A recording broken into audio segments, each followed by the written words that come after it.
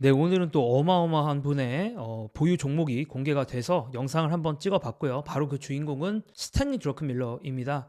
30년 연평균 30%의 수익률로 정말 유명하죠. 조지 소로스와도 같이 일을 했던 적이 있고, 타인의 돈을 운영할 때는 단 한 해도 마이너스가 난 적이 없는 정말 어마무시한 그런 기록을 가지고 있는 펀드 매니저다라고 할 수가 있습니다. 요즘엔 이제 타인의 돈을 운영하진 않고 자신의 돈만을 운영하고 있고요. 자, 이분이 지난 4분기에 어떤 주식을 샀는지가 공개가 됐습니다. 중요한 건 45일에 격차가 있다라는 겁니다. 그러니까 드러큰 밀러가 1월이나 2월 중에 뭔가 매수하고 매도하는 거에 대해서는 저희가 알 수가 없다라는 거 12월 31일 기준으로 이제 제출하는 거라서 이제 그런 부분이 독특하다라고 생각을 하시면 될 것 같고요. 아무래도 스탠리 드러큰 밀러가 최근에 좀 여러 가지로 작두를 타는 모습을 많이 보여주다 보니까 사람들이 주목하는 부분이 있는 것 같습니다. 특히나 이제 엔비디아나 일라이리 같은 것들이 주목을 많이 받았죠. 물론 약간씩은 빨리 판 느낌은 있지만 어쨌든 빨리 발굴해서 그 가장 많은 수익률이 나올 때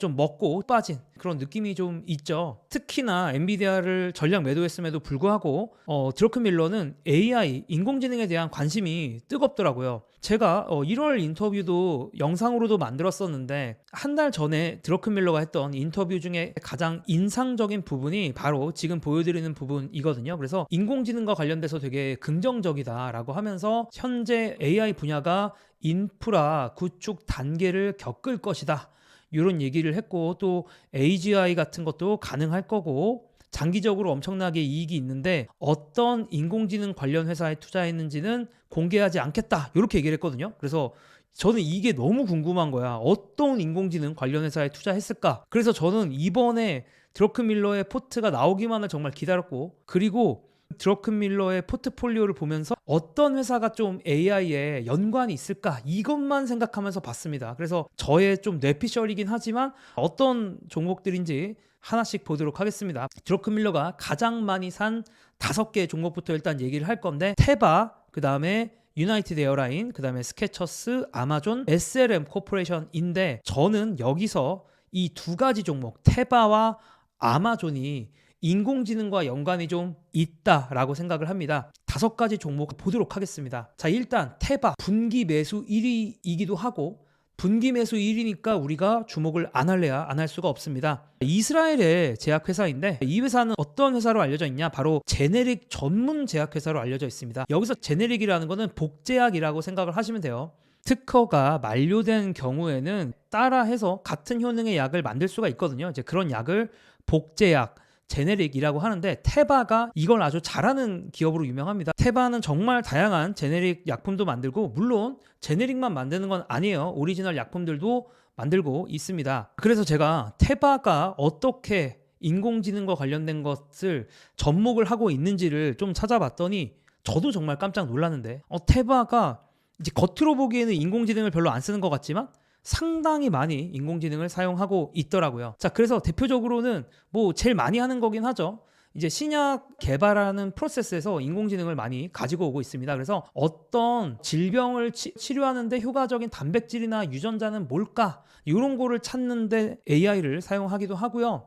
그리고 또 후보물질들이 사실 그런 경우에 되게 많이 나오는데, 그 중에서 어떤 거를 최종 후보로 할지에 대해서도 이제 인공지능을 사용해서 합니다. 그래서 수많은 스타트업들과 수많은 AI 회사들과 협력을 해서 이런 것들을 하고 있고요. 또 그 외에도 임상실험 같은 거 할 때도 AI를 좀 활용을 해서 임상실험의 비용을 줄이기 위해서 노력을 하고 있고, 이런 것도 되게 재밌었는데, 스마트워치나 아니면 각종 웨어러블 센서를 통해서 생체 신호가 들어오지 않겠습니까? 이 생체 신호라는 게 가속도를 어떻게 움직였는지, 심박수가 어떻게 움직였는지, 자이로스코프가 어떤지, 뭐 이런 것들, 이 데이터가 들어오는데, 그런 데이터들을 보고 어떤 병에 걸렸는지를 예측을 하는 거예요. 이게 딥러닝으로 해보니까 꽤나 높은 확률로 잘 알아낼 수가 있다라고 하더라고요. 그래서 실제로 뭐 피나 혈액 진단을 통해서 알아내는 게 아니라 이 웨어러블 센서를 통해서 들어오는 데이터들만으로 이 사람이 어떤 병에 걸렸는지, 그리고 그 증상의 정도가 어떠한지를 알아낼 수가 있다라고 하고, 그거를 또 테바가 열심히 사용을 하고 있다라고 합니다. 그 외에도 테바 같은 경우는 이제 의약품을 생산을 하니까 그 생산 제조 과정에서도 공장이 돌아가지 않겠습니까? 이제 그런 거 할 때도 AI를 써서 혁신과 품질 관리를 한다라고 하고요. 그래서 어쨌든 저도 좀 깜짝 놀란 게 테바가 생각보다 많은 부분을 AI 기술을 적용하고 있어서 좀 놀랐습니다. 저는 조심스럽게 스탠리 드러큰밀러가 테바를 고른 이유는 AI 때문이지 않을까라고 생각을 좀 해보고요. 물론 제약 쪽은 전문가는 아니다 보니까 제가 생각해도 많은 빅파마들이 아마 테바랑 비슷한 시도를 어느 정도 하고 있지 않을까라는 생각도 들긴 하는데, 어쨌든 드러큰밀러의 속마음을 저희가 정확하게는 알 수 없다 보니까 이렇게 한번 예측을 해보고요. 물론 제가 이렇게 호들갑을 떨었지만 AI와는 사실 상관없는 투자일 수도 있다라고 생각을 합니다. 왜냐하면 이 테바라는 회사가 아까도 말씀드렸지만 이제 제네릭의 왕 같은, 제네릭의 가장 유명한 기업 중에 하나인데, 이 복제약이 어떻게 보면 좀 세계적인 대세가 될 수 있는 부분이 있지 않겠습니까? 미국에서는 좀 약값을 낮추고 싶어 하고, 미국에서 약값을 낮추고 싶어 하면 제네릭 만드는 기업들이 아무래도 대세가 되지 않겠어요? 그런 관점에서 테바가 좋을 수 있는 것 같고요. 그래서 뭐 바이오 시밀러 이런 것도 많이 뜨지 않습니까? 자, 근데 그걸 떠나서 최근에 바이오와 AI가 만나는 것 자체가 상당히 시장에서 큰 반응과 기대를 얻고 있습니다. 정신을 차리니까 이거 여러분들이 보셔야 되는 게 연초 대비입니다. 그러니까 올해가 시작한 지 2달도 안 됐는데 리커전이라는 회사가 무려 연초 대비해서 46%가 올랐고요. 참고로 이 리커전은 AI로 신약 개발을 하는 회사인데 엔비디아가 투자를 했죠. 엔비디아가 보유를 하고 있다는 사실만으로도 지금 이렇게 폭등을 한 리커전이라고 볼 수가 있고요. 그 외에도 이제 앱사이도 좀 비슷하게 AI로 신약 개발을 하는 회사인데 요거는 114% 연초 대비 올랐습니다. 이건 엔비디아가 안 들고 있는데 어쨌든 이제 AI로 신약 개발한다 이런 거 자체가 이제 시장에서 많은 주목을 받다 보니까 100% 넘게 연초 대비해서 올랐다는 거 보실 필요가 있는 것 같고, 또 그 외에도 이제 낸시 펠로시가 이걸 샀다라고 하면서 제가 말씀을 드렸죠. 이거 AI 또 이것도 이제 AI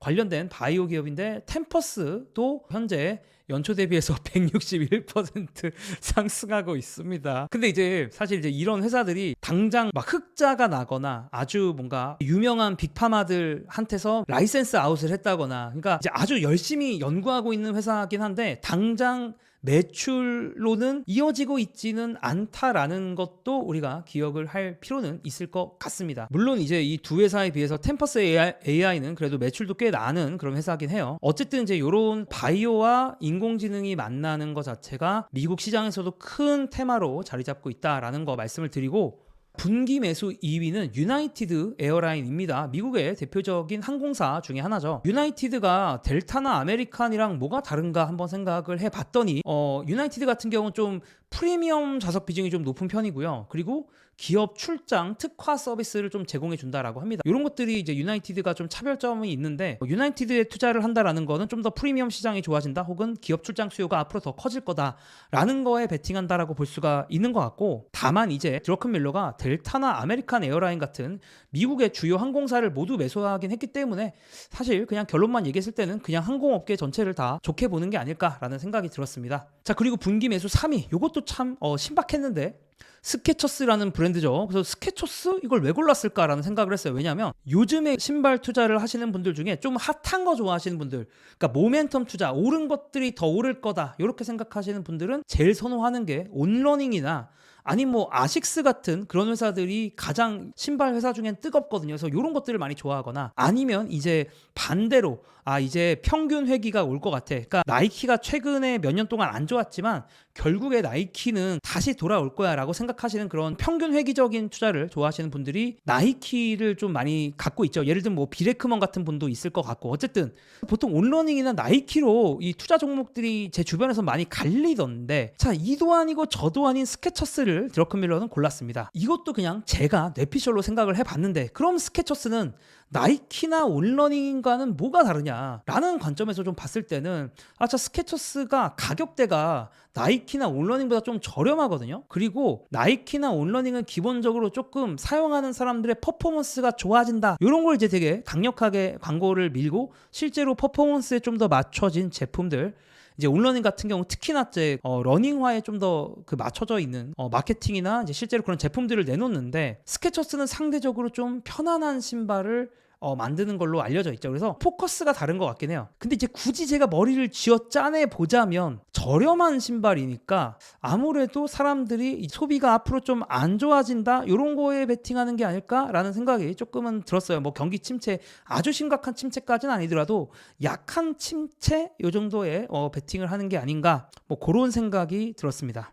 자, 그리고 분기 매수 4위는 아마존인데, 인공지능과 아마존, 물론 아마존도 노바라는 언어 모델을 만드는 걸로 알고 있는데, 아마존만 딱 떼놓고 봤을 때는 구글이나 테슬라나 아니면 마이크로소프트, 물론 마이크로소프트는 이제 오픈 AI까지 같이 껴가지고 얘기를 해보자면 상대적으로 뭔가 AI에서 치고 나가는 그런 느낌은 없거든요. 근데 다만 조큰 밀러의 입장에서 왜 아마존을 골랐을까라고 전 생각을 좀 해보니까 아무래도 데이터 센터 때문이 아닐까라는 생각이 들었습니다. 조큰 밀러의 2025년 1월 인터뷰를 보면 인공지능 분야에서 향후 2, 3년간 인프라 구축 단계를 겪을 것이다라고 얘기를 했거든요. 그러면은 정말 복잡하게 생각하지 말고 AI 인프라, 그냥 데이터 센터 제일 많이 돌리는 놈이 누구야? 라고 아주 단순하게 생각을 해보면 사실 아마존이라고 대답을 할 수가 있지 않겠습니까? 왜냐하면 아마존의 웹 서비스 AWS가 매출 규모로 봤을 때 전 세계 클라우드 매출 전 세계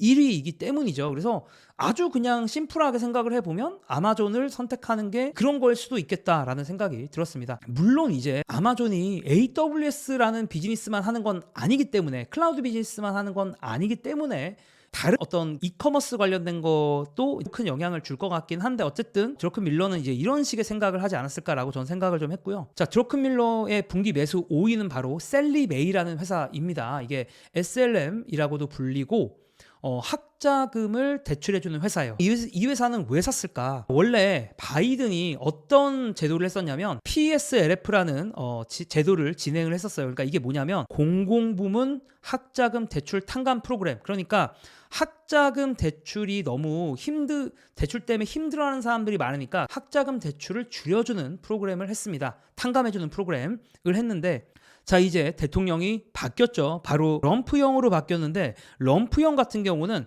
학자금 대출 탕감에 반대하고 있습니다. 학자금 대출 진 거 그냥 니네들이 갚아라, 이걸 왜 정부가 갚아줘, 이런 논리죠. 자, 그래서 이제 더 이상의 학자금 대출 탕감이 어려워진다라고 했을 때 생각을 해보면 민간 학자금 대출 수요가 증가할 가능성이 있지 않겠습니까? 자, 그럴 때 찾는 회사가 바로 민간 학자금 대출을 해주고 있는 SLM 코퍼레이션이겠죠. 자, 다만 제가 말한 거를 시장도 알고 있는 것 같아요. 그래서 SLM 코퍼레이션 지난 6개월 동안 거의 50%가 상승했습니다. 자, 이렇게 최근 분기에 매수한 탑5 종목은 봤고, 나머지 종목들 중에서 이제 많은 물량을 매수한 건 아니지만 굳이 AI와 연관된 회사들이 뭐가 있을까? 왜냐하면 드러큰 밀러 형도 일단 사놓고 공부하는 스타일이기 때문에 조금 산 것들 중에서도 좀 더 공부를 하다 보면 이게 AI랑 연관된다, 정말 좋다라고 생각하면 막 왕창 늘릴 수도 있는 거니까, 이제 그런 관점에서 산 회사들이 뭘까라고 봤을 때, 자, 일단 마이크론이 있는데, 마이크론 아주 심플하게 생각해 보면 엔비디아 GPU에 들어가는 HBM, 이 아주 비싼 메모리가, 자, 지금까지는 SK 하이닉스가 거의 독점적으로 공급을 해왔지만 이제는 마이크론도 같이 공급한다라는 얘기가 많죠. 그런 것 때문에 AI 시대에 비싼 메모리 필요하니까 마이크론을 픽을 한 게 아닐까라는 생각 1차적으로 해보고요. 그 외에도 테슬라, 구글, 뭐 사실 AI 하면 빼놓을 수 없는 두 가지 기업 아니겠습니까? 그리고 최근에 테슬라가 주가가 고점 대비 30% 떨어졌다가 제가 영상을 올리자마자 많이 반등했죠. 조금 반등을 했는데 어쨌든 테슬라 AI 회사다라고 볼 수가 있기 때문에 이런 두 가지 회사 납득이 가고요. 그리고 이제 마지막 회사는 BWS 테크라는 회사인데, 이 회사 보니까 원자로 설계 및 제조를 하는 회사더라고요. 그럼 이 회사는 어떻게 AI와 연관이 있을까? AI 데이터 센터를 돌리려고 하다 보면 전기가 부족하고요, 전력이 부족하고요, 에너지가 부족하고요. 에너지를 끌어오기 위해서 천연가스도 쓰이겠지만 최근에는 원자력도 되게 주목을 받고 있습니다. 그럼 원자력을 이제 만들기 위해서는 이제 원자로 이런 것도 만들어야겠죠. 그러니까 원자력 에너지와 연관이 많은 회사다라고 볼 수가 있습니다. 그 외에도 많은 종목을 사긴 했는데 가장 이제 연관이 있어 보이는 거는 이 4개 정도다라고 말씀을 드리겠고요. 자, 그 외에 이런 종목들을 팔았습니다. 특히 이제 쿠팡이 좀 눈에 띄네요. 쿠팡 워낙 이제 드러큰 밀러 형의 비중이 좀 높다 보니까 판 것도 있는 것 같고, 쿠팡 계엄 때 팔았나? 지난 4분기에 이제 계엄이 있다 보니까 그때 또 쿠팡 주가가 좀 떨어졌는데 그때 팔았나? 뭐 생각도 들고, 뭐 정확히는 모르겠어요. 왜 파셨는지 있었는지 어쨌든 되게 많이 갖고 있었고 그거를 좀 정리를 했다라고 보시면 됩니다. 자, 그래서 13F 어떤 종목을 좀 드러큰밀러가 들고 있는지를 봤더니 여전히 제가 이제 많이 언급했던 회사들이죠. 4위인 테바를 제외하고는 다 언급을 많이 했었던 회사입니다. 나테라라든가 코이런트라든가 우드워드라든가 쿠팡 이렇게 이제 들고 있는데, 나테라는 예전에도 말씀드렸지만 이제 비침습 산전 검사라고 해서 산모의 혈액으로 태아의 유전 질환을 미리 알아내는 검사를 하는 그런 회사고요. 코이런트는 광 트랜시버를 만드는 회사인데, 이게 쉽게 말해서 AI가 잘 되기 위해서는 AI 데이터 센터가 필요합니다. 그러니까 건물 안에 컴퓨터 때려박고 GPU 때려박아서 막 계산을 해야 되는데, 이 계산을 이 한 컴퓨터에서만 하는 게 아니라 수많은 컴퓨터에서 하겠죠. 그럼 이 수많은 컴퓨터에서 계산한 걸 동시에 취합을 해야 되는데, 이 취합을 하는 과정에서 네트워크가 필요합니다. 근데 그 네트워크에 들어가는 핵심 장비가 바로 광 트랜시버고, 그 광 트랜시버를 만드는 회사가 코이런트이기 때문에 코이런트에 투자를 여전히 진행을 하고 있는 게 아닐까라는 생각이 들었고요. 자, 그리고 우드워드는 우주 항공 방산에 필요한 부품을 만드는 회사거든요. 그래서 뭐 이것도 약간 또 업계가 좋아지니까 뭐 그런 거랑 연결된 건가? 아니면 방산도 최근에 또 좋다고 볼 수 있으니까 그런 거랑 좀 연관이 됐나? 뭐 이런 생각도 들고요. 어쨌든 이렇게 제가 드러큰밀러의 포트폴리오를 좀 정리를 해봤고, 이번에 어떤 투자의 대가들이 어떤 종목들을 이제 줍줍했는지를 볼 수가 있는데, 제가 여러분들한테 소개해드릴 만한 대가들이 있으면 또 소개해 보도록 하겠습니다. 그럼 저는 또 돌아오도록 하겠습니다. 감사합니다.